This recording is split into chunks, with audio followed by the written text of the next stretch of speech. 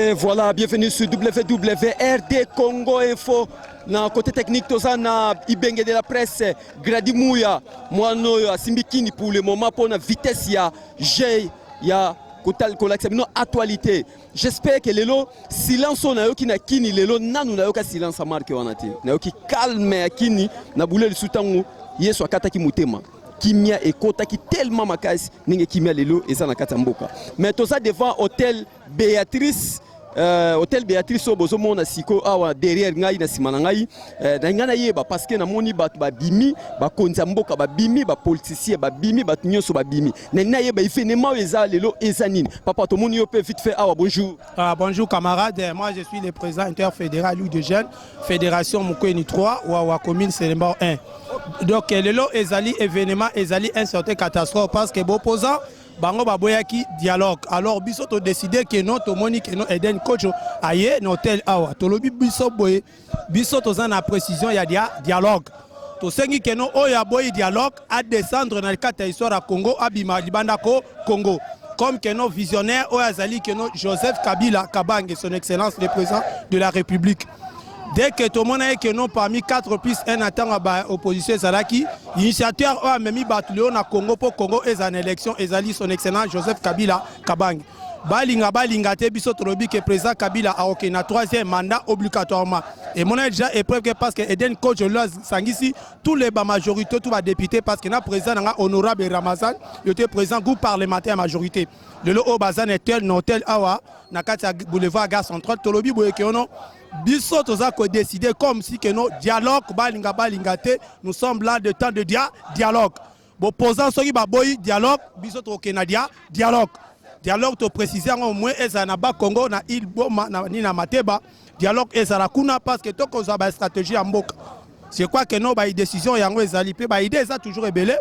Peut tozo mona lelo l'armée na biso congolais tikali sima na biso te parce que là si nous sommes les patriotes congolais national. Ba ko soutenir vision à chef de l'état parmi initiateurs à dialogue. Voilà que l'armée congolaise a toujours une circulation. Moni Palou, et ça pembe ni PPRD Zali, ba parti RD que Zali. Je crois que Tolobi biso bango soki baboy dialogue. Biso to kosamba na bango elo komo côté. Bango soki baboy dialogue, bango ba se décider en bref, biso to zoko Kenadia dialogue. Potomoni que nos représentants à bango Eden coach, Azali médiateur au Batindaki comme que no ya Congo central et puis Azali box dans to Batindaki. Hier Eden coach lelo azana kati ya conférence à tout mon hôtel Béatrice baza awana kati hôtel pour na kolakisa que no mokonza mboka bango batikali simate que dès que là que non chef de l'état comme a décidé que non nous sommes temps de dialogue. Ok. Gradimouya Ibenge de la presse, memangai, otala na simana ngai, ndenge Béatrice ezali plein à craquer na bakonzi ya mboka. Bakonzi mboka lelo basangani bango nyos ensemble. Na éviter papa moi liloba ezali bonjour. Moi je suis en politique. Ah d'accord. Et sali ndenge boso mona ndena présenter ki bino ke na sima lelo nde tosoloba masolo ya dialogue et bandi. Masolo ya dialogue et bandi toye bananu. Mendeko na otika ona te papa yaka pe lisusu na tuna nanu.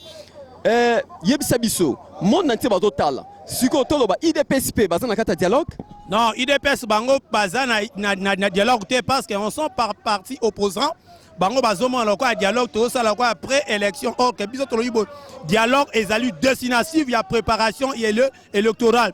To boye Kinshasa bato ba kufa to boye Kinshasa trouble eza to boye Kinshasa makila etanga to lobi boye keno biso dialogue to redesser dialogue Congo mboka za na kimia le 7 décembre ba bazo proposer ba idée na bango biso to lobi boye keno biso kimia eza na kata mboka ko Congo poto ke na élection eza transparence parce que élection eza na 2019.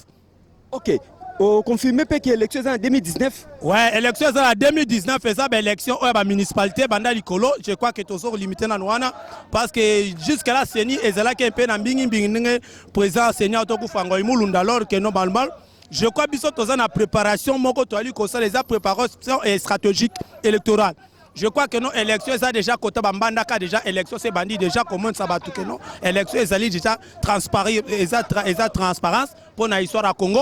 Je crois que l'opposant baya na dialogue te biso etali biso te biso to ko démarrer dialogue. Ok, merci na monde entier oyo bazolanda David Mombele M6 Kosi na Yuda accompagné na Ibenge de la presse Gradi Mouya na bisibino que jeune garçon akangi kini pour le moment boyebi ke ngana ndimaka batu facilité po nazalaka peme na grand prêtre César Ngadi abisenga kondimaka mutu pamba pamba te na loyenge na deux émissions ndimiye na troisième akoya ko kata na pamba. Alors Ibenge lakisa batu ndenge ni masolezo banda na bisino ke silence ezana kini ya danger. Calme ezali banzela nyuso kimia calme partout oyo ndenge ba déclarer ke mutu abima libanda te. Mais ememi batu pe lelo to ya mbangu no hotel Béatrice biso no mai fato la pende baba ki batu babima libanda te mais charge biso to ndima ya ko servir bino. Merci na Adelar Njoli oyo aza le fa ya Asie ayaki déjà merci lisusu na bosate Leombo na Autriche merci lisusu na mettre corps partout bozolanda biso na kati ya mboka ya mikili Europe.